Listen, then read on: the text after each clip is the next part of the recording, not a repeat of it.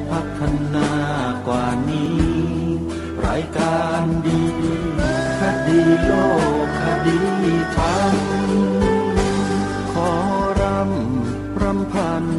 บรรยายความคิดเครื่องหมายแห่งสีทันสามงามถนัดขาวคือบริสุทธิ์สีสวัสดิ์หมายพระไตรรัตน์และธรรมะคุ้มจิตไทยแดงคือโลหิตเราใสซึ่งยอมสละได้เพื่อรักษาชาติศาสนาน้ำเงินคือสีโสภาอันจอมประชาถ้าโปรดเป็นของส่วนองค์จับริ้วเข้าเป็นไตรรงค์จึงเป็นสีธงที่รักแห่งเราชาวไทยทหารอวตารนำไปยงยุทธวิชัยวิชิตก็ถูกเกียรติสยามประเทศไทยที่เจริญมั่นคงมาได้จนถึงทุกวันนี้มิได้เกิดขึ้นจากความหวาดกลัวอย่างคลาดเขลา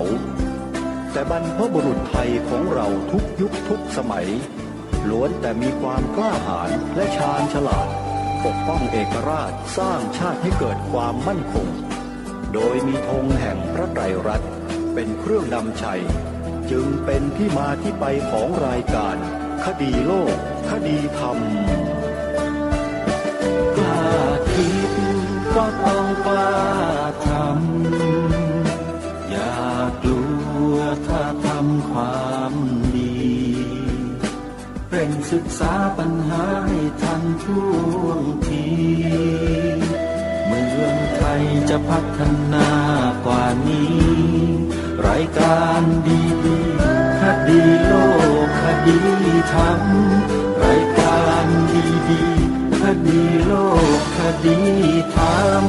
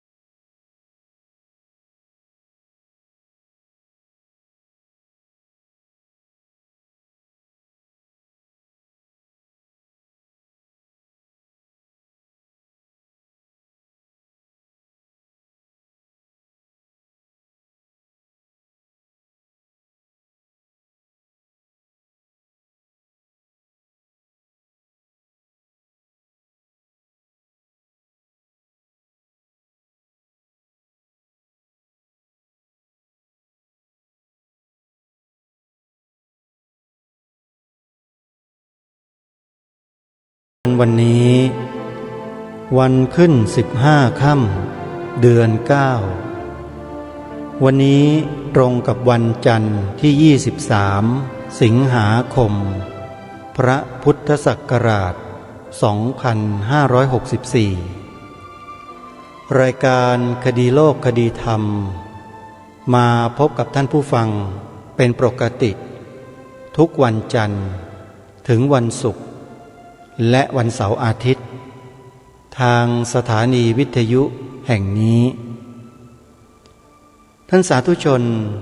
สามารถดาวน์โหลดแอปพลิเคชันสมาพันธ์สื่อวิทยุพระพุทธศาสนาอาเซียน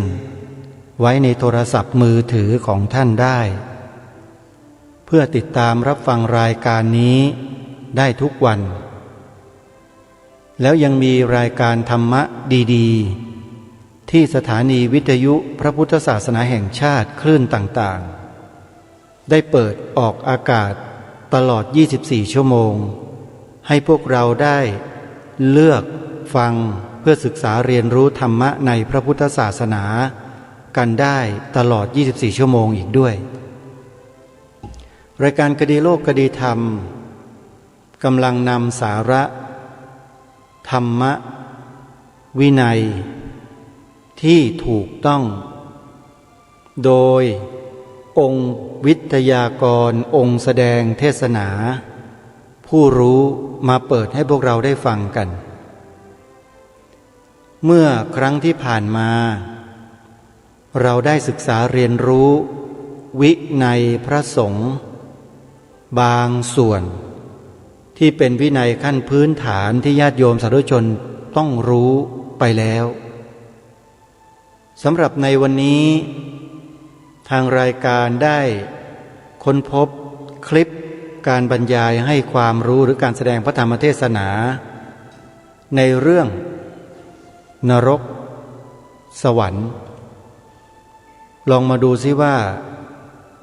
แดนนรกแดนสวรรค์ที่ท่านเจ้าคุณพระราชวชิรบัณฑิตท่านได้เทศน์ท่านได้แสดงไว้ที่โรงพยาบาลสิริราช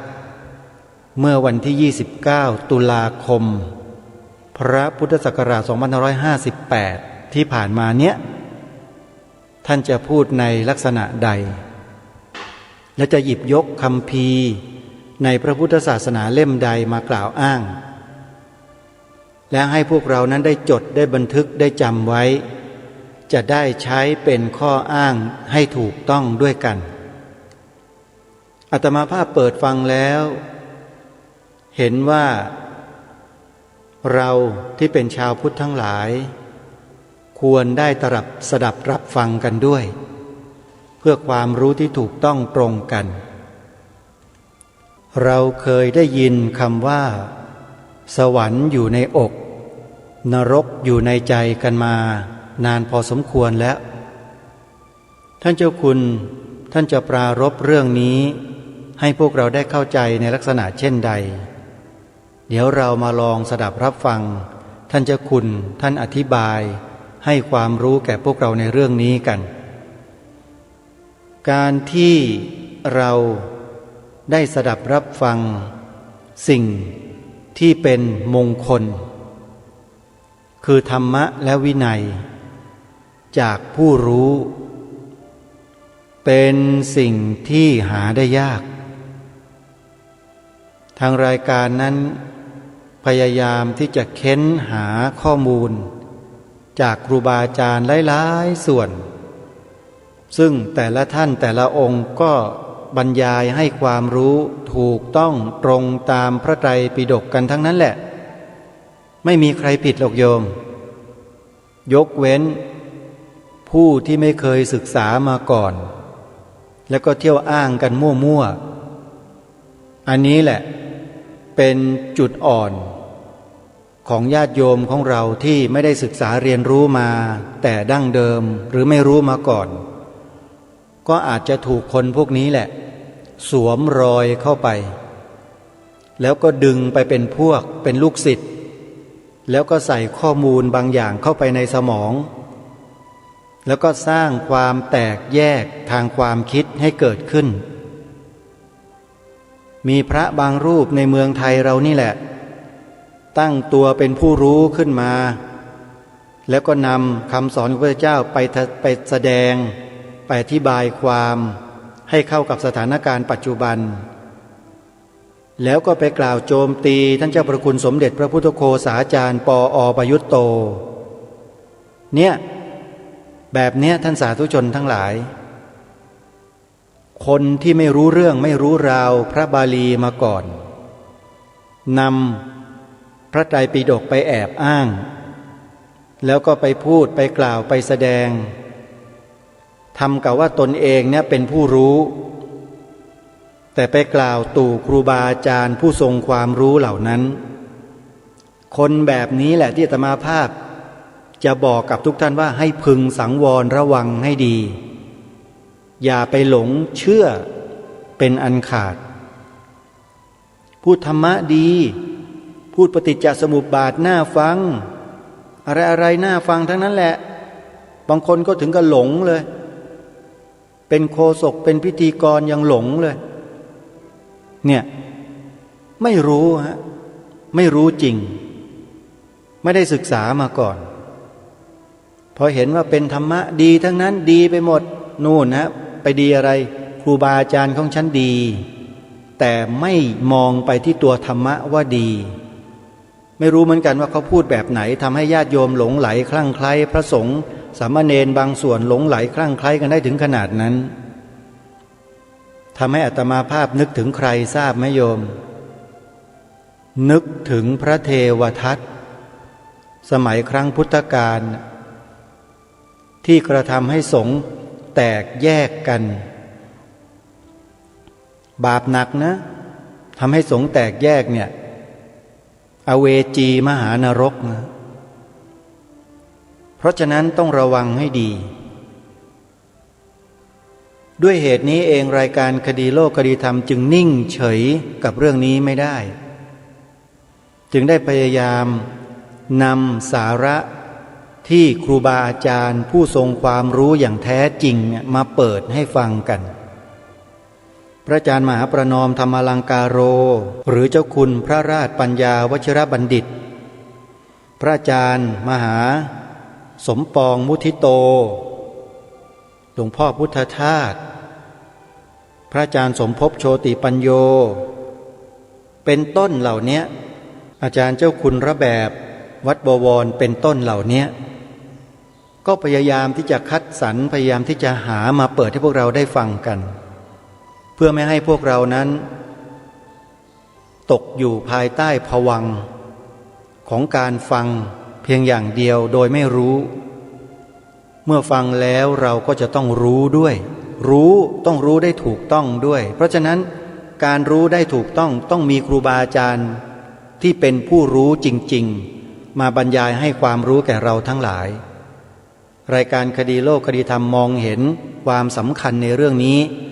จึงได้พยายามเค้นหาครูบาอาจารย์ที่ท่านทรงความรู้จริงๆกล่าวแสดงถูกต้องตรงตามพระธรรมวินัยจริงๆมาเปิดให้ฟังส่วนบุคคลที่อ้างตัวเองว่าเป็นครูอาจารย์ทางพระพุทธศาสนาเที่ยวไปบรรยายไปพูดเรื่องนั้นเรื่องนี้แล้วก็เที่ยวมาไล่จับผิดพระอยู่ทุกวันเนี่ยโยมอาตมาภาพฟันธงเลยนะอย่าไปฟังฮะมันจะทำให้เกิดความบาดหมางในใจขึ้นความเสียหายมันจะเกิดขึ้นเช่นเที่ยวเอาวินัยข้ออาบัติปาจิตตีเรื่องการถวายเงินถวายทองรับเงินรับทองของพระภิกษุสงฆ์เอาไปเที่ยวพูดให้คนเลิกถวายพระถวายเนรเลิกสนับสนุนแบบเนี้ยโยมฟังกันอยู่ได้ยังไงอาตมาภาพก็งงเหมือนกันญาติโยมเราเนี่ยนึกดูให้ดีนะท่านสาธุชนทั้งหลายว่าที่เราพากันรักษาพระพุทธศาสนามาได้จนถึงวันนี้เนี่ยเพราะเราพากันทำกันมาแบบนี้และมันไม่ได้เสื่อมเสียไม่ได้เสียหายอะไรเลยแต่คนที่มันคิดจะทำลายพระพุทธศาสนาของเราเนี่ยมันหาช่องทางที่จะทำลายอยู่ตลอดเวลามันทำลายไม่ได้ไม่รู้จะทำยังไงมันก็เลยหยิบเอาพระวินัยพระนี่แหละมาจับผิดแล้วก็โยนความผิดแล้วก็ใส่ความผิดให้ญาติโยมที่เป็นชาวพุทธด้วยกันเนี่ยเห็นว่าพระสงฆ์เนี่ยมันผิดแล้วโยมก็เลิกทำบุญเป็นไงโยมเข้าทางเขาไหมนี่แหละที่พระศาสนาเราจะไปไม่รอดเพราะพวกเราไปฟังคนพวกเนี้ยไปเชื่อแล้วทำตามคนพวกนี้นี่แหละนี่อย่างท่านอาจารย์เจ้าคุณพระราชวชิรบัณฑิตเจ้าคุณพระอาจารย์มหาประนอมธรรมลังการโรเนี่ยท่านเจ้าประคุณสมเด็จพระยานวชิโรดมหลวงพ่อวิริยังเนี่ยเห็นไหมครูบาอาจารย์สายวัดป่าด้วยนั่นน่ะท่านไม่เห็นมีการออกมาห้ามไม่ให้ญาติโยมถวายปัจจัยพระเลยเห็นยังและไอ้พวกคฤหัสถ์ญาติโยมบางคนที่อ้างตัวเป็นอาจารย์เนี่ยไปเที่ยวห้ามไปเที่ยวพูดเลอะเทอะแบบนั้นให้คนเสื่อมศรัทธาไม่ถวายไม่สนับสนุนพระเนี่ยพวกเราไปเชื่อถือกันอยู่ได้ยังไงจริงหรือไม่ เราต้องใช้ปัญญาอย่าใช้ความไม่รู้ความไม่รู้เนี่ยมันอันตรายนะโยมเมื่อไม่รู้แล้วมาเที่ยวชี้โบชี้เบเดี๋ยวนิ้วก็กุดน่ะชี้อยู่นั่นแหละตำหนิพระสงฆ์ว่าพระสงฆ์เกลียดพระสงฆ์ไม่ทำบุญกับพระสงฆ์แล้วก็เอาไปพูดต่อกันอีกนะโอ้ยเลิกพระสงฆ์อย่าไปทำบุญยุคนี้ยุคนั้นปากก็บาปเข้าไปอีกตายไปชาติหน้าตกนรกปากเละเหม็นเกิดมาเป็นมนุษย์เป็นอะไรก็ปากเหม็นตลอดชาติระวังให้ดีนะบาปกรรมเนี่ยมันหนักนะโยมนะถ้าไม่รู้แล้วอย่ามาเที่ยวชี้ดิเที่ยวไปฟังคนที่ไหนก็ไม่รู้เป็นชาวพุทธจริงหรือเปล่าก็ไม่รู้องค์พระบาทสมเด็จพระมงกุฎเกล้าเจ้าอยู่หัวตรัสเตือนพวกเราไว้ในบทพระราชนิพนธ์เทศนาเสือป่าความตอนหนึ่งว่าผู้ที่คนอื่นเขาส่งเข้ามาปลอมแปลงเพื่อทำลายพระพุทธศาสนาเราทั้งหลายต้องคอยระวังรู้เท่าไว้จึงจะควรพวกเรารู้เท่าทันคนพวกนั้นไหมถ้ารู้เท่าทันเราก็จะทำนุบำรุงส่งเสริมพระสงฆ์ของเราไปเรื่อยปกติแต่ถ้าเรารู้ไม่เท่าทันเราก็เลิกสนับสนุนเลิกดูแลเลิกถวายพระสงฆ์ไม่ต้องไปสนับสนุนพระสงฆ์นี่เขาเรียกว่ารู้ไม่เท่าทันไปอ่านบทพระราชนิพนธ์เทศนาเสือป่ากันบ้างนะโยมถ้าไม่มีหนังสืออ่านหาไม่ได้เปิดคลิปใน YouTube อาตมาภาพทำไว้ให้แล้วพร้อมที่จะจดไว้ไหมล่ะฟังพวกเราไม่ฟังก็ไม่รู้กันหรอกว่ารัชกาลที่6ทรงเตือนพวกเราชาวพุทธไว้อย่างไรให้ระวังนะผู้ที่คนอื่นเขาส่งเข้ามาปลอมแปลงเป็นชาวพุทธเหมือนเรานี่แหละก็จะมาพูดในลักษณะคล้ายๆคลึงกับครูบาอาจารย์ของเราเนี่ยแต่สอดแทรกไปด้วยความรังเกียจเดียดฉันและก็ชวนให้พวกเรานั้นรังเกียจพระสงฆ์ไปด้วยสังเกตไม่ยากหรอกคนพวกนี้อาตมาภาพเนี่ยสังเกตมานานแล้วพยายามที่จะวิเคราะห์คำพูดของคนเหล่านี้อย่างละเอียดลึกซึ้งในฐานะที่จบพระอภิธรรมมาเรียนคัมภีร์มหาปฐานมาใช้วิชานี้แหละมาวิเคราะห์ไม่มีวิชาไหนในโลกหรอกที่จะสุดยอดเท่ากับวิชามหาปฐานนะขอบอกไว้ก่อนนะท่านสาธุชนในฐานะที่ศึกษามาก่อนถ้าใครยังไม่เคยศึกษามาก่อนก็ลองศึกษาดูศึกษาให้ถูกต้องตรงตามหลักสูตรด้วยนะไม่ใช่มั่วนะเขาเรียนกัน7 ปีครึ่งนะพระอภิธรรมเนี่ยไม่ใช่เรียนวัน2 วันแล้วเที่ยวมาอวดอ้าง7 ปี6 เดือนต้องนั่งเรียนทุกวันเว้นวันเสาร์อาทิตย์นะเรียนเป็นเวลาลงชื่อเรียนด้วยนั่งเรียนในชั้นเรียนนี่แหละเพราะฉะนั้นท่านสาธุชนทั้งหลายไม่ต้องห่วงพระสงฆ์สามเณรอุบาสกอุบาสิกาแม่ชีชาวพุทธที่มีความรู้มีความสามารถในประเทศนี้ยังมีอีกเยอะที่ท่านมีวิจารณญาณมีโยนิโสมนสิการในการฟังในการศึกษาเรียนรู้คน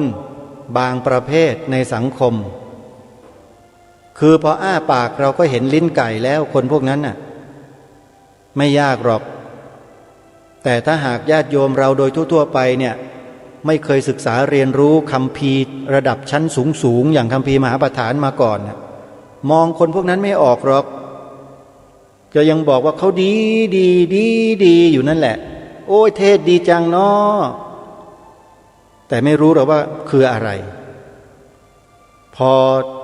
ผ่านมาสักระยะหนึ่งอ้าวไม่รู้ตัวด้วยเกลียดครูบาอาจารย์เราซะแล้วไม่ทำบุญกับครูบาอาจารย์แล้วเลิกอะไรอย่างเนี้ย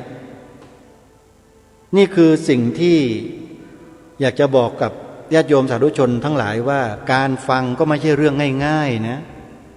ไม่ใช่ว่าจะหาฟังกันได้ง่ายๆครูบาอาจารย์ที่เป็นผู้รู้แล้วนำมาบอกมาเล่าให้พวกเราได้ฟังกันนะเพราะฉะนั้นวันนี้เพื่อไม่เป็นการเสียเวลา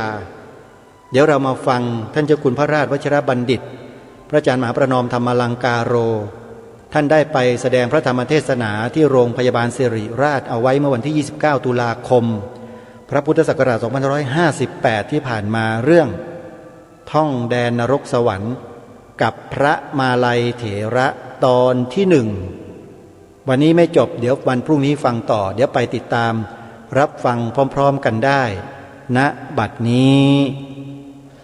นะโมตัสสะภะคะวะโตอะระหะโตสัมมาสัมพุทธัสสะนะโมตัสสะภะคะวะโตอะระหะโตสัมมาสัมพุทธัสสะนะโมตัสสะภะคะวะโตอะระหะโตสัมมาสัมพุทธัสสะสุโขปุญญัสสะอุจจโยติณโอกาสบัดนี้จะได้แสดงพระธรรมเทศนาเนื่องในโอกาสที่ ชุมนุมพุทธธรรมสิริราชงานคุณธรรมและจริยธรรมคณะแพทยศาสตร์ศิริราชพยาบาลคณะเทคนิคการแพทย์คณะพยาบาลศาสตร์และคณะกายภาพบำบัดได้กำหนดจัดสัปดาห์ปฏิบัติธรรมเฉลิมพระเกียรติสมเด็จพระศรีนครินทราบรมราชชนนีซึ่งการจัดงานครั้งนี้เพื่อน้อมระลึกถึงพระมหากรุณาธิคุณของพระองค์ท่านที่ทรงบำเพ็ญพระราชกรณียกิจนานับประการด้วยพระวิริยะอุตสาหะทรงทุ่มเทอุทิศพระวรกายพระสติปัญญาและพระราชหฤทัยเพื่อประโยชน์สุขของประสบนิกรมาตลอดพระชนมชีพและเพื่อบำเพ็ญกุศลอุทิศถวายพระองค์ท่านเนื่องในวโรกาสคล้ายวันพระราชสมภพ21ตุลาคมที่ผ่านมาเพื่อให้ศรัทธาญาติโยมสาธุชนได้เกิดธรรมสวนะใหม่กุศลในการจัดปฏิบัติธรรมเนื่องในโอกาสดังกล่าวเป็นลำดับสืบต่อไปซึ่งวันนี้อาตมาภาพก็จะได้น้อมนำเอาพระธรรมมาเทศนาโดยเฉพาะญาติโยมได้ฟังหัวข้อการบรรยายธรรมะแล้วอาจจะรู้สึกว่าเชยหรือรู้สึกว่าแปลกตรงที่ว่าอาตมาภาพจะนำเรื่องท่องแดนนรกท่องแดนสวรรค์กับพระมาลัยมาฝากญาติโยมสิ่งแรกเลยเนี่ยนรกคืออะไรสวรรค์คืออะไรมีจริงหรือไม่จริงเชื่อได้หรือไม่ได้และอาตมาจะพาญาติโยมไปท่องแดนนรกแดนสวรรค์เนี่ยจะถูกหลอกหรือเปล่าวันนี้ท่านประธานโดยท่านศาสตราจารย์ดร.ฉัตรเฉลิมอิสรางกูลณอยุธยาอาตมาก็ลองอยากจะขอความคิดเห็นนิดหนึ่งเนาะท่านด็อกเตอร์เนี่ยเชื่อไหมว่านรกมีจริงสวรรค์มีจริงเชื่อเนาะท่านศาสตราจารย์ดร.ฉัตรเฉลิมท่านบอกว่าเชื่อในพระไตรปิฎกเนี่ยพระพุทธองค์แสดงเรื่องนรกไว้2ประเด็นนรกสวรรค์ที่เป็นเมืองจริงๆและนรกบนดินสวรรค์บนดินที่ตรัสไว้ว่าสวรรค์อยู่ในอกนรกอยู่ในใจคราวใดที่มีความสุขก็เหมือนขึ้นสวรรค์คราวใดที่มีความทุกข์ก็เหมือนตกนรกอันนี้คือนรกสวรรค์ที่อุปมาและนรกสวรรค์ที่พุทธองค์ทรงตรัสว่าเป็นเมืองมีอยู่จริงๆเพราะฉะนั้นถ้าไปศึกษาในพระไตรปิฎกจะเห็น2ประเด็นหนึ่งพระพุทธองค์ตรัสว่าสวรรค์อยู่ในอกนรกอยู่ในใจอีกประเด็นหนึ่งสวรรค์เนี่ยเป็นเมืองจริงๆนรกเป็นเมืองจริงๆ2ประเด็นด้วยกันและ2ประเด็นด้วยกันเนี่ยทำไมเอามาเทศในช่วงนี้มีความเกี่ยวเนื่องกับเหตุการณ์ในช่วงนี้อย่างไรบ้างญาติโยมลองคิดดูเนาะเมื่อวานนี่วันอะไรโยมวันอะไรนะตักบาตรเทโวโรหณะเทโวโรหณะเนี่ยภาษาไทยแปลว่าอะไรโยมเทโวโรหณะภาษาไทยแปลว่าอะไรอย่าไปนึกถึงนะวันตักบาตรข้าวต้มเนาะ เทโวเนี่ยแยกให้ทราบเนาะเทวะแล้วก็โอโรหณะเทวะแปลว่าสวรรค์โอโรหณะแปลว่าลงเทโวโรหณะแป ลว่าวันที่พุทธองค์เสด็จลงจากสวรรค์แล้วพระพุทธเจ้าไปทำอะไรอยู่บนสวรรค์เมื่อไหร่ที่ไหนในพรรษาที่7หลังจากที่ตรัสรู้ไปช่วยเหลือคนอื่นไปเผยแผ่ธรรมะให้คนอื่นจนเป็นที่เรียบร้อยแล้วพรรษาที่7นึกถึงคนที่มีบุญคุณมากๆคือพุทธมารดาไปเทศโปรดคนอื่นมาพอสมควรแล้วนะปกติเนี่ยเราจะทำอะไรก็ตามเราก็นึกถึงคนที่มีบุญคุณมีพระคุณก่อนใช่มีบุญคุณมีพระคุณโดยเฉพาะโยมพ่อโยมแม่หรือพุทธมารดาพุทธบิดาเนี่ยแต่ก็เนื่องด้วยทำไมพระองค์ตรัสรู้เสร็จไม่รีบไปโปรดโยมพ่อโยมแม่ไม่รีบไปโปรดพุทธมารดาเลยเหตุเพราะอะไรก็เป็นปกติเนาะพระจะเทศเก่งขนาดไหนเช่นภาษาลีบุตรหรือแม้แต่องค์พระสัมมาสัมพุทธเจ้าเองเนี่ยเทศตรัสรู้แล้วบรรลุธรรมะแล้วแทนที่จะโปรดโยมพ่อโยมแม่ก่อนเนี่ยไม่หรอกทำไมล่ะเพราะทิฏฐิมานะของโยมพ่อโยมแม่โอ้ยจะเก่งเท่าไหร่ก็ลูกเรา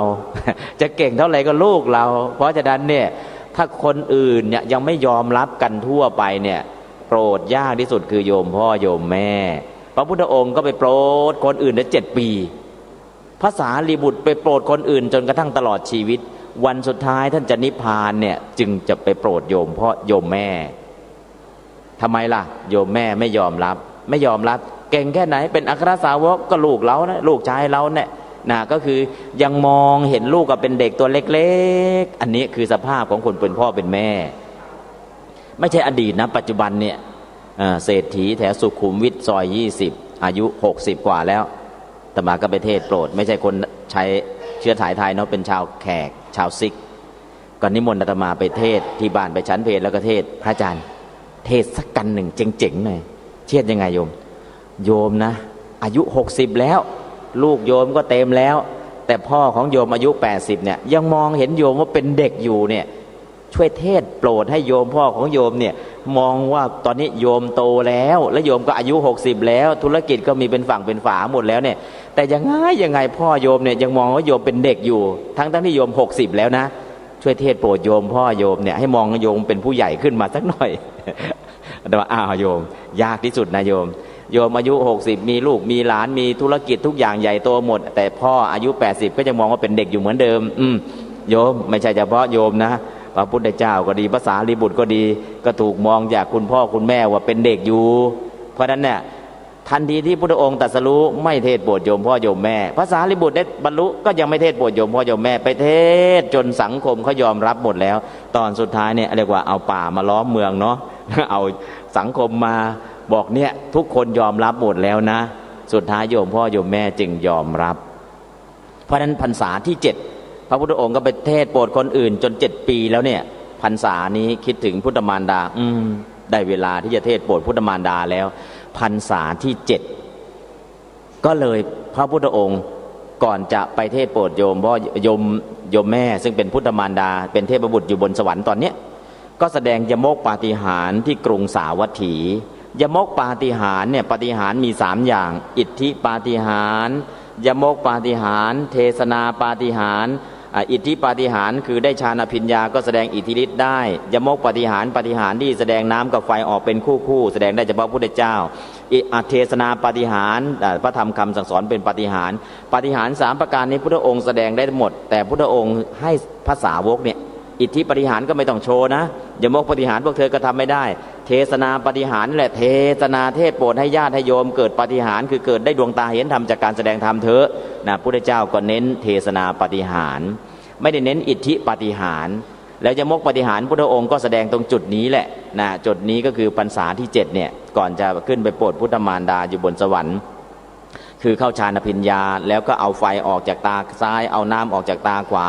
ด้วยอำนาจของอาโปกสินกับเตโชกสินทั้งหู2ข้างทั้งจมูก2ข้างก็เช่นเดียวกันน้ำกับไฟออกเป็นคู่ทางทวารทั้ง9นะก็นั่นก็เรียกว่ายมกปาฏิหาริย์ที่ทำได้ก็พระพุทธองค์เนาะ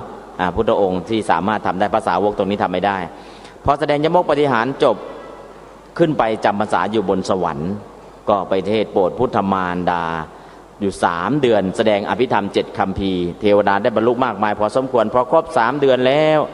การเทศโปรดเทวดากับมนุษย์ต่างกันไหมต่างกันมากเลยเวลามนุษย์กับเวลาเทวดาเนี่ย3 เดือนในมนุษย์เทวดายังไม่ถึง1 วันเลย เทวดายังนั่งฟังเดียวแต่มนุษย์3 เดือนแล้วนะพุทธองค์ก็ต้องในเมื่อพระองค์ก็เป็นมนุษย์ก็ถึงเวลาฉันก็เนรมิตองค์เทียมแสดงเอาไว้องค์จริงลงมาฉันที่เมืองมนุษย์พอฉันเสร็จแล้วก็แสดงธรรมโดยย่อแก่พระสารีบุตรพอแสดงแก่พระสารีบุตรเสร็จแล้วก็กลับไปบนสวรรค์แล้วก็องค์จริงไปถึงองค์เทียมที่เนรมิตได้เทศแทนก็หายวับแล้วก็พระองค์ก็เทศต่อแล้วเทศบนสวรรค์เนี่ยพระองค์ก็เทศโดยระบบไฮสปีดคือยังไงตอนที่อยู่ในมนุษย์เนี่ยพูดช้าๆแบบนี้แหละพอขึ้นไปบนสวรรค์พระองค์ไม่ใช้สปีดนี้หรอกต้องใช้สปีด128ถ้าตอนเป็นมนุษย์เนี่ยตอนอยู่ในเมืองมนุษย์เนี่ยจะพูด1 คำแต่ไปอยู่บนสวรรค์พูด128 คำสปีดได้128 คำถ้าสปีดช้าเทวดาก็จะเบื่อนะเพราะนั้นก็คือไปสปีดบนสวรรค์ทำอภิธรรม7 คัมภีร์เนี่ยใช้ระบบไฮสปีดแล้วก็นันสต็อปคือเทวดาฟังอย่างต่อเนื่องเลยแต่พระองค์เป็นมนุษย์พระองค์ก็เนรมิตองค์เทียมไว้แล้วองค์จริงลงมาฉันแล้วองค์จริงกลับไปองค์เทียมก็หายแสดงธรรมต่อแบบนันสต็อปเลย3 เดือนเต็มนะพอครบ3 เดือนแล้วพรรษาที่7เมื่อวานเนี่ยเสด็จลงจากสวรรค์เทโวโรหณะเทวดาพรหมก็เนรมิตให้บันไดเงินบันไดทองบันไดแก้ว3 บันไดนะพระองค์ก็เสด็จลงบันไดตรงกลางบันได2 ข้างก็มีเทวดาและพรหมคอยกลางฉัตรลงตามและตอนวันที่พระองค์เสด็จลงจากสวรรค์เนี่ยมีชื่อเรียกอีกอย่างหนึ่งว่าวันพระพุทธเจ้าเปิดโลกคือยังไงเปิดให้มนุษย์มองเห็นสัตว์นรกมองเห็นเทวดาด้วยตาเปล่าไม่ต้องใช้ตาทิพย์แล้วสัตว์นรกก็มองเห็นมนุษย์มองเห็นเทวดามองเห็นสวรรค์มองเห็นพระเจ้าด้วยตาเปล่าเทวดาก็มองเห็นมนุษย์มองเห็นสัตว์นรก3 โลกโลกมนุษย์โลกนรกแล้วก็เทวดาเทวโลก3 โลกเห็นกันหมดวันนั้นก็คือเมื่อวานนี้แหละเปิดให้โลก3 โลกเห็นกันด้วยอำนาจของฌานอภิญญาที่พระองค์ทรงมีนะพอสัตว์นรกเห็นมนุษย์โอ้ยแต่เราสิ้นกรรมจากนรกแล้วนะเราจะไม่ฆ่าสัตว์ไม่ลักทรัพย์ไม่พูดผิดในกามไม่พูดเท็จไม่ดื่มสุราเมลัยเราจะไม่ทำอกุศลกรรมบท10อีกถ้าเราเป็นมนุษย์นั้นเราจะให้ทานเราจะรักษาศีลเราจะเจริญภาวนาสิ่งชั่วๆเราจะไม่ทำเลยเราต้องไปเกิดบนสวรรค์สัตว์นรกทุกคนตั้งใจอย่างนั้นหมดมนุษย์ก็เช่นเดียวกันสัตว์นรกมันน่ากลัว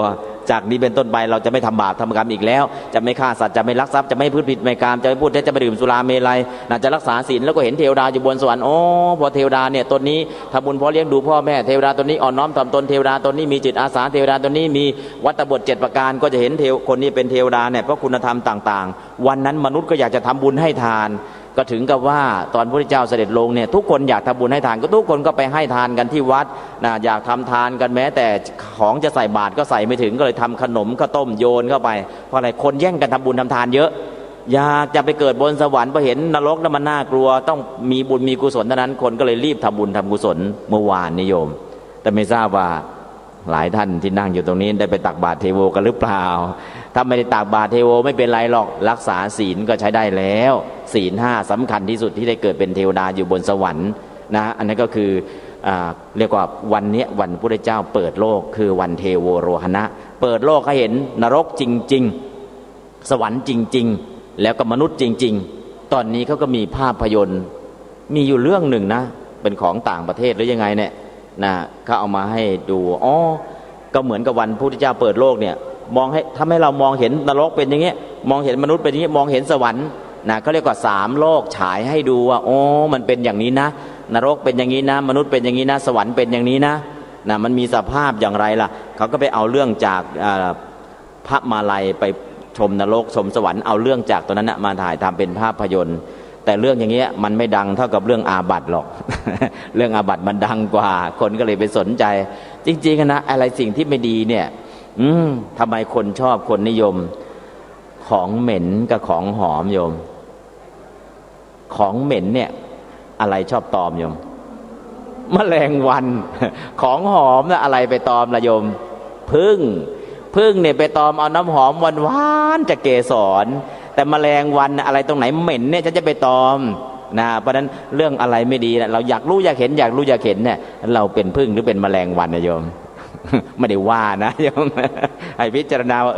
ถ้าเราเป็นพึ่งเนาะอะไรมานอมหอมเราจะไปหาเอามาใช้มาดื่มมากินอะไรเหม็นๆเราไม่เข้าใกล้หรอกเดี๋ยวอาจจะติดเชื้อนะฮะอันนั้นก็เรื่องของหอมของเหม็นเนาะ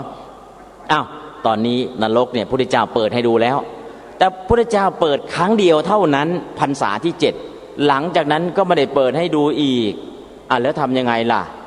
คนที่เห็นวันนั้นเนี่ยทุกคนเห็นกับตาทุกคนเชื่อเพราะเห็นกับตาแต่หลังจากนั้นน่ะไม่ได้เห็นกับตาล่ะมนุษย์เนี่ยมีแค่ตาเนื้อตาปัญญาไม่มีแต่ถ้าวันไหนมนุษย์พัฒนาตาปัญญาเกิดขึ้นวันนั้นมนุษย์จะเกิดความเชื่อโอ้นรกมีจริงๆนะสวรรค์ในอกนรกในใจก็มีนะนรกจริงๆสวรรค์จริงมีนะเพราะอะไรเพราะมีตาปัญญาเพราะฉะนั้นวันไหนที่เรามีตาปัญญาเราก็จะเห็นเราก็จะเชื่อถ้าเรามีแค่ตาเนื้อเรามองไม่เห็นเราจะไม่เชื่อยุคนี้สมัยนี้นะบางคนบอกนรกมีจริงไหมสวรรค์มีจริงไหมไม่จริงหรอกไม่เห็นนะไม่เห็นมีใครลงนรกแล้วกลับมาบอกไม่เห็นมีเลยใครไปขึ้นสวรรค์แล้วกลับมาบอกไม่เห็นมี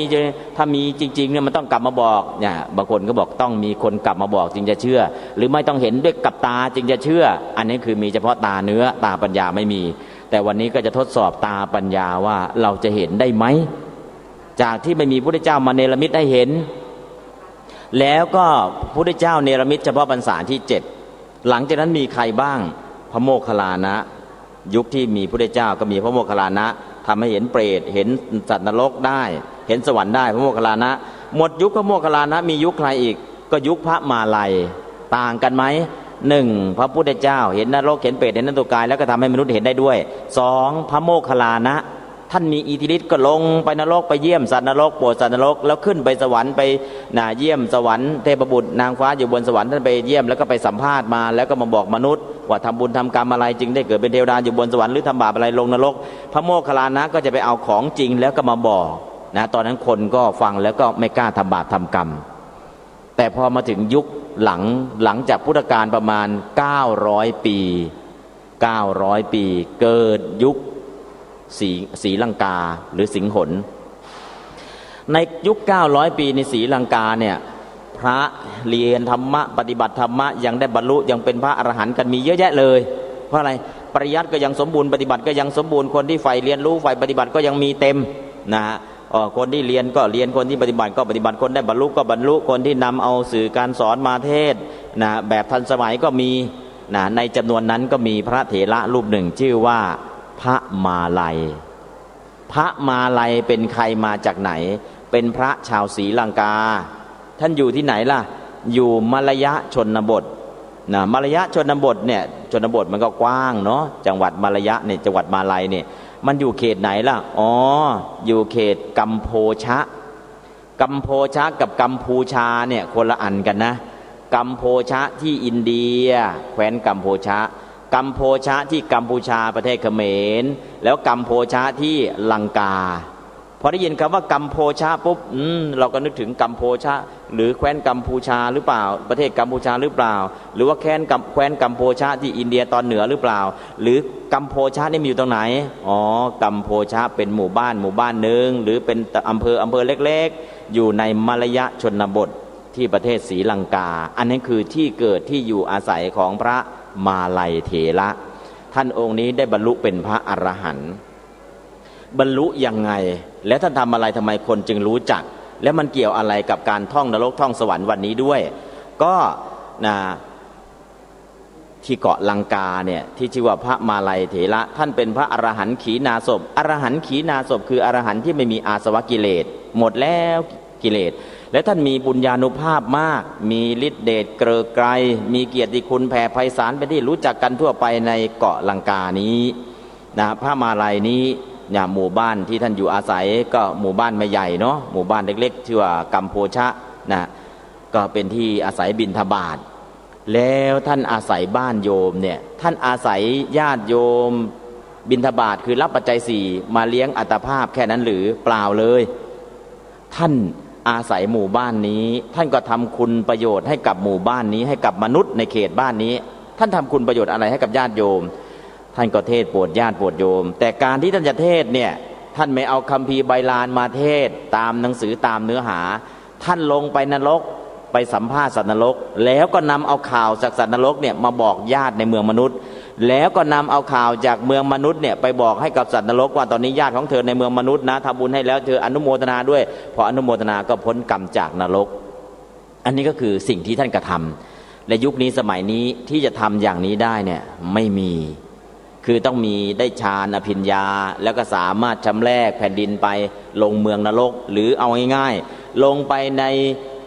ภูเขาไฟที่มันยังคลุกกลุ่นอยู่เนี่ย แล้วก็มีลาวาที่ไหลร้อนลาวาแดงๆเนี่ยลงไปแล้วทำให้ลาวามันเย็นสนิทแล้วก็ไปเจอสัตว์นรกได้เนี่ยยุคนี้สมัยนี้ก็แม้แต่เครื่องมือวิทยาศาสตร์ก็ไม่สามารถดับไฟเหล่านี้ได้มันก็ดับเองไปตามธรรมชาตินะแต่ที่สำคัญก็คือพระมาลัยท่านทำให้เราดูโดยที่ท่านลงไปเมืองนรกพอลงไปแล้วนะท่านก็นำข่าวบุญจากเมืองมนุษย์ไปบอกให้กับสัตว์นรกแล้วก็ให้ร่วมอนุโมทนาแล้วก็ไปนำข่าวจากสัตว์นรกถามว่าสัตว์นรกตนนี้ญาติเธออยู่ที่ไหนเดี๋ยวจะไปบอกญาติทำบุญให้ลงนรกแล้วก็ไปสัมภาษณ์สัตว์นรกถามที่อยู่ของญาติแล้วก็นำเอาที่อยู่ของญาติได้มาเนี่ยกลับมาเมืองมนุษย์ก็ไปบอกญาติเลยตอนนี้ญาติของโยมลงนรกขุมนี้นะโยมให้ทำทานนี้ทานรักษาศีลอย่างนี้เจริญภาวนาอย่างนี้นะแล้วก็กรวดน้ำอุทิศส่วนกุศลไม่บอกนะพอบอกญาติโยมที่เมืองมนุษย์ก็ตั้งหน้าตั้งตารอฟังว่าญาติที่เสียไปแล้วเนี่ยมีใครบ้างลงนรกมีใครบ้างขึ้นสวรรค์ก็รอตั้งหน้าตั้งตารอฟังในสมัยพุทธกาลเนี่ยก่อนจะมีพระเถระรูปหนึ่งชื่อว่าพระวังคีสะพระวังคีสะเนี่ยก่อนที่ท่านจะบวชเนี่ยท่านไปเคาะกะโหลกศีรษะของคนก็อ๋อคนนี้ลงนรกก็อ๋ออันนี้คนนี้ไปเกิดเป็นมนุษย์ก็นี่คนนี้ก็ไปเกิดบนสวรรค์พระวังคีสะเนี่ยก่อนที่ท่านจะบวชเป็นพระภิกษุในพุทธศาสนามีมนต์พิเศษที่สามารถเคาะกะโหลกศีรษะของคนว่าคนนี้ตายแล้วลงนรกหรือไปสวรรค์หรือไปเกิดเป็นมนุษย์หรือไปไหนมีครั้งหนึ่งพระทดลองเอากะโหลกศีรษะพระอรหันต์ไปให้เคาะก๊อกไปไหนทำไมไม่รู้ถ้าไปนรกก็รู้ไปสวรรค์ก็รู้กลับมาเกิดเป็นมนุษย์ก็รู้แต่นี้เคาะกะโหลกนี้แล้วทำไมไม่รู้เกิดอะไรขึ้นพระก็เลยบอกว่าอยากรู้ไหมกะโหลกนี้ไปไหนโอ้ถ้ารู้ตรงนี้จะรู้ทุกอย่างเลยเพราะฉะนั้นขอเรียนมนบทนี้เพื่อจะรู้กะโหลกศีรษะเนี่ยทุกกะโหลกรู้หมดแต่กะโหลกนี้ไม่รู้พระก็บอกว่าถ้าอยากเรียนต้องบวชก่อน เอาบวชก็บวช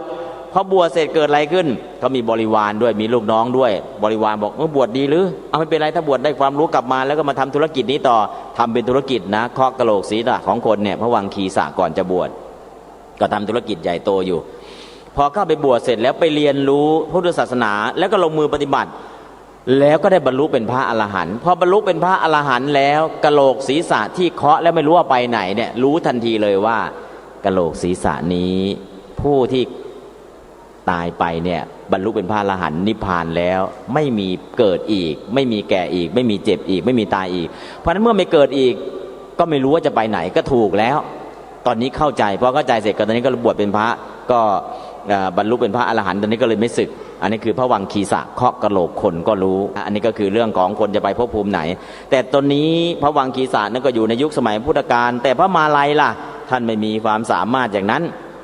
แต่อาศัยฌานอภิญญาลงไปเมืองนรกก็ไปถามสัตว์นรกถึงสารทุกข์สุขดิบแล้วก็ถาม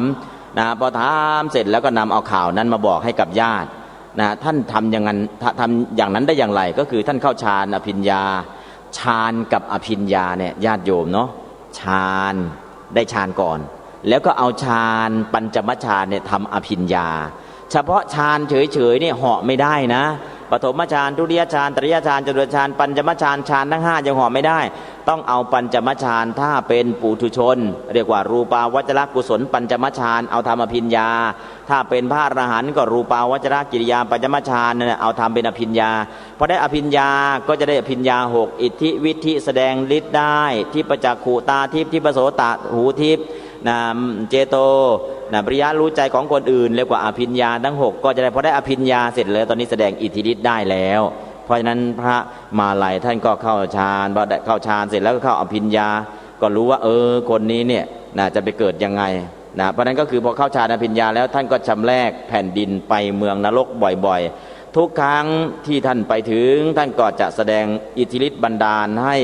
ไฟนรกที่กำลังลุกโชติช่วงนั้นที่เผาไหม้สัตว์นรกอยู่ให้ดับไปพร้อมกับให้ฝนเทลงมาตกต้องร่างกายอันร้อนเร่าของมนุษย์ที่เกือบจะสุกเกรียมเพราะไฟไหม้นั่นแหละสัตว์นรกพอไฟนรกดับท่านนำเอาฝนที่เย็นสบายไปสู่สัตว์นรกขณะเดียวกันก็บันดาลให้ลมที่เกิดขึ้นเนี่ยพัดกระพือต้นงิ้วและภูเขาไฟแล้วก็ อีกาปากเหล็ก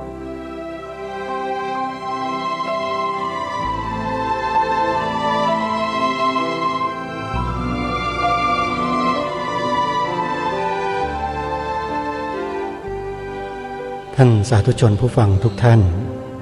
มาสู่ช่วงท้ายของรายการเวลาของรายการเราก็ใกล้จะหมดลงจึงยุติการเปิดเทปธรรมบรรยายเรื่องท่องแดนนรกสวรรค์ไว้แต่เพียงเท่านี้ก่อน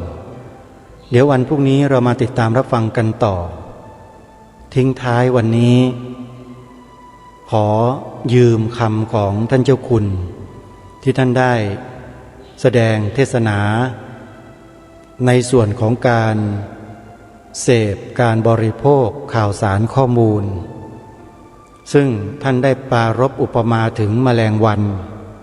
กับแมลงผึ้งเมื่อสักครู่นี้ขึ้นมาก็เลยทำให้นึกถึงเนื้อหาที่ทางรายการได้คอยเตือนพวกเราทั้งหลายมาโดยตลอดว่าเวลาเราเสพสื่อให้พวกเราระวังด้วยให้ดูด้วยว่าสื่อนั้นเป็นสื่อประเภทไหนถ้าสื่อประเภทที่ชอบนำเสนอเรื่องราวเน่าๆเสียเรื่องไม่ดีเหม็นดูแล้วเกิดความเสื่อมศรัทธาเนี่ยสื่อนั้นเข้าข่ายสื่อแมลงวันแล้วคนที่บริโภคคนที่เสพคนที่ดูก็จะเป็นพวกเดียวกันกับพวกนี้รายการนี้เตือนมาโดยตลอดว่าให้ระวังด้วยถ้าไม่ต้องการที่จะเป็นแมลงวันเสพของเน่าเสียจิตใจสกปรกขึ้นทุกวันก็ให้พวกเราหยุดเสพสื่อแมลงวันแล้วมาเสพบริโภคสื่อแมลงผึ้ง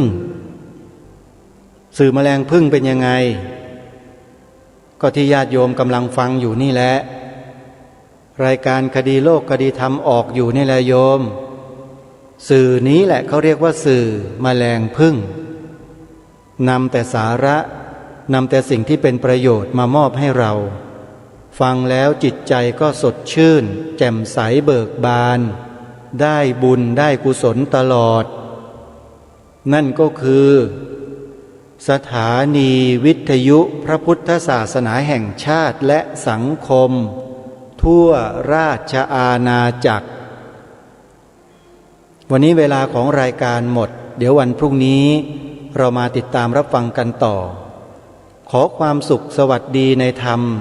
แห่งองค์สมเด็จพระบรมศาสดาสัมมาสัมพุทธเจ้าจงปรากฏเกิดมีขึ้นในจิตใจของท่านผู้ฟังทุกท่านทุกคนเทินขอเจริญพร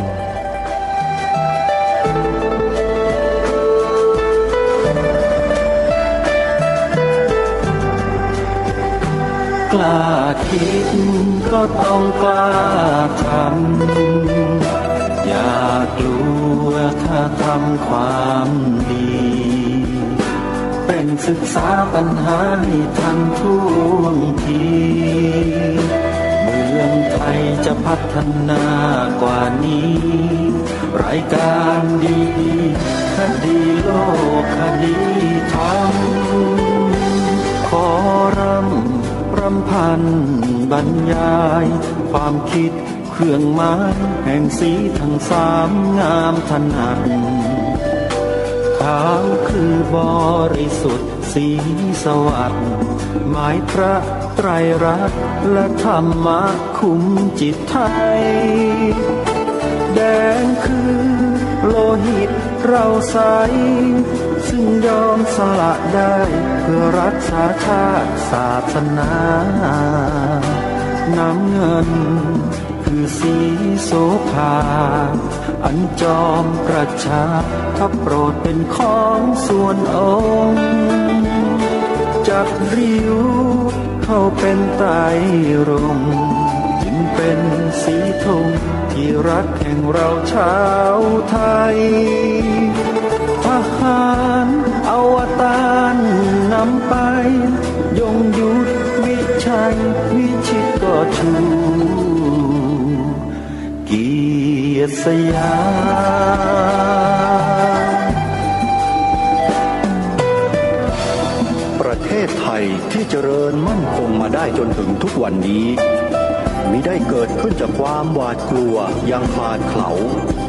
แต่บรรพบุรุษไทยของเราทุกยุคทุกสมัยล้วนแต่มีความกล้าหาญและชาญฉลาดปกป้องเอกราชสร้างชาติให้เกิดความมั่นคง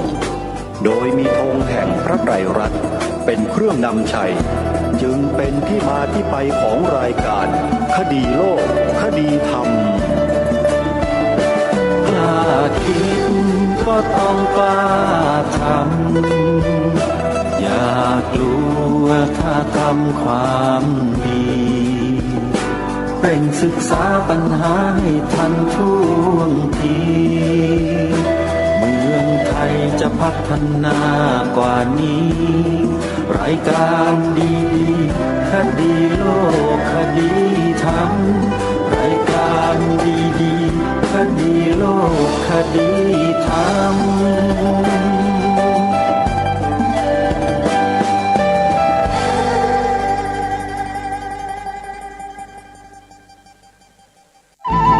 ที่จบไปแล้วนั้นเป็นรายการคดีโลกคดีธรรมดำเนินรายการโดยพระครูปลัดณรงค์ฤทธิ์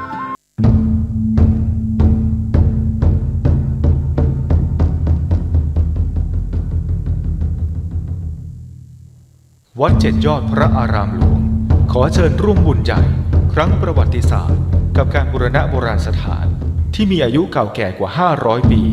เป็นวัดที่พระเจ้าติโลกราชกษัตริย์ล้านนาแห่งราชวงศ์มังรายทรงสร้างขึ้นและยังเป็นสถานที่สำคัญในการทำสังคายนาพระไตรปิฎกครั้งที่8ของโลกซึ่งการบูรณะในครั้งนี้วัดเจ็ดยอดพระอารามหลวง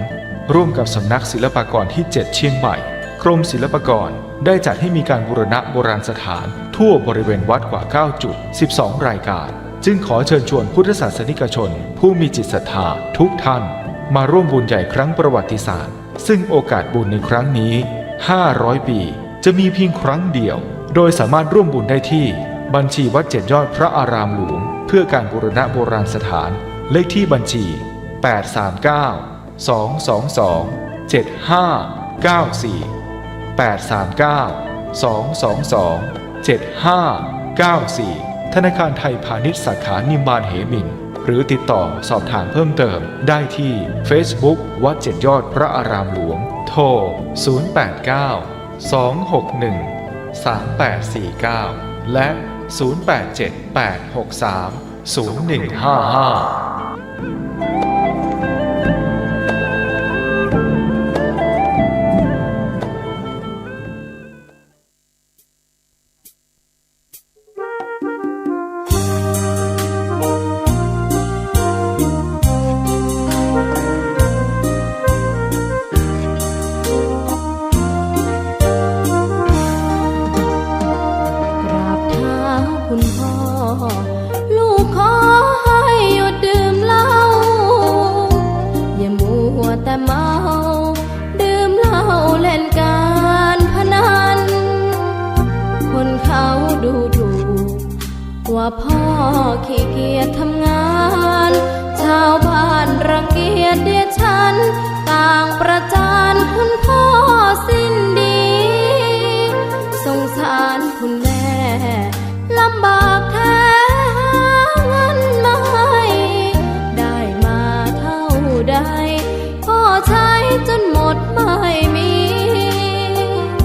ขัดสนจนยากลำบากคนแค้นเต็มทีอนาคตของลูกริบหรี่ความหวังที่มีมืดมนพ่อดื่มสุราเหมือนกินน้ำตาของแม่พ่อจ๋าฐานะเราแย่หากไม่แก้ความจนแม่เตือนพ่อด่าตบตีแม่จนชอกช้ำระกำมองมนซ้ำถูกคนเขานินทากราบเท้าคุณพ่อลูกขอให้หยุดดื่มเหล้า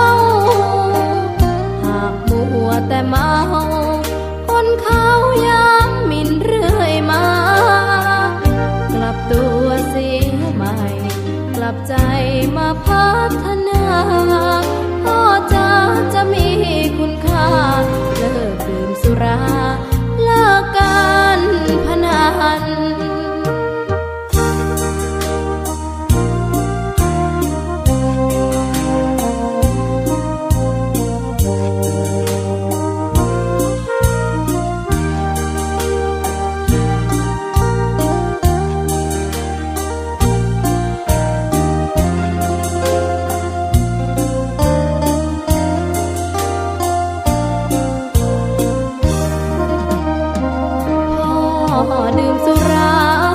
เหมือนกินน้ำตาของแม่พ่อจะฐานะเราแย่หากไม่แก้ความจนแม่เตือนพ่อ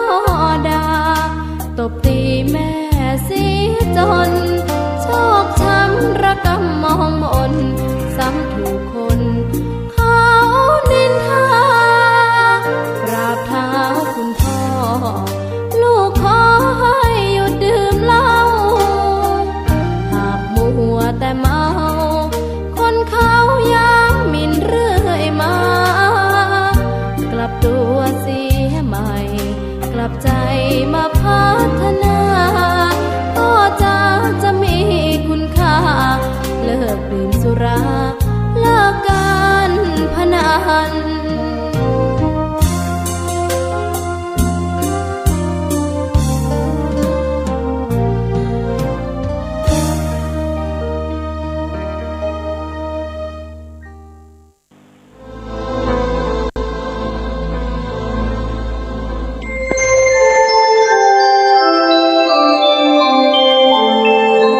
ขณะนี้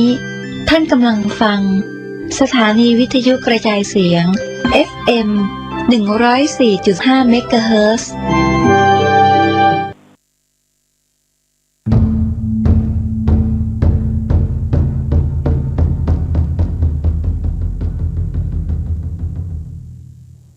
วัดเจ็ดยอดพระอารามหลวงขอเชิญร่วมบุญใหญ่ครั้งประวัติศาสตร์กับการบูรณะโบราณสถานที่มีอายุเก่าแก่กว่า500 ปีเป็นวัดที่พระเจ้าติโลกราชกษัตริย์ล้านนาแห่งราชวงศ์มังรายทรงสร้างขึ้นและยังเป็นสถานที่สำคัญในการทำสังคายนาพระไตรปิฎกครั้งที่ 8 ของโลกซึ่งการบูรณะในครั้งนี้วัดเจ็ดยอดพระอารามหลวงร่วมกับสำนักศิลปากรที่ 7 เชียงใหม่กรมศิลปากรได้จัดให้มีการบูรณะโบราณสถานทั่วบริเวณวัดกว่า 9 จุด 12 รายการจึงขอเชิญชวนพุทธศาสนิกชนผู้มีจิตศรัทธาทุกท่านมาร่วมบุญใหญ่ครั้งประวัติศาสตร์ซึ่งโอกาสบุญในครั้งนี้500 ปีจะมีเพียงครั้งเดียวโดยสามารถร่วมบุญได้ที่บัญชีวัดเจ็ดยอดพระอารามหลวงเพื่อการบูรณะโบราณสถานเลขที่บัญชี839-222-7594 ธนาคารไทยพาณิชย์สาขานิมมานเหมินหรือติดต่อสอบถามเพิ่มเติมได้ที่ Facebook วัดเจ็ดยอดพระอารามหลวงโทร 089-261-3849 และ 0878630155นมัสการเจ้าค่ะวิกฤตโควิด -19 จะมีหลักธรรมใดช่วยได้บ้างไหมเจ้าคะเจริญพรสมัยพุทธกาลเกิดเหตุโรคระบาดในเมืองไวสาลีพระพุทธเจ้าให้คณะสงฆ์สวดพระพุทธมนต์เพื่อความเป็นสิริมงคลของบ้านเมืองและให้ประชาชนมีสติเกิดปัญญารอดพ้นจากภัยพิบัติได้สถานการณ์นี้ทุกคนตระหนักแต่อย่าตื่นตระหนกคนไทยต้องมีสติเพื่อฝ่าวิกฤตโควิด -19 ไปด้วยกันท่านกำลังติดตามรับฟังสถานีวิทยุกระจายเสียงพระพุทธศาสนาแห่งชาติและสังคมคลื่นเพื่อการศึกษาพระพุทธศาสนาและวัฒนธรรมระบบ FM 104.5 เมกะเฮิรตซ์รายการต่อไปเป็นรายการคดีโลกคดีธรรม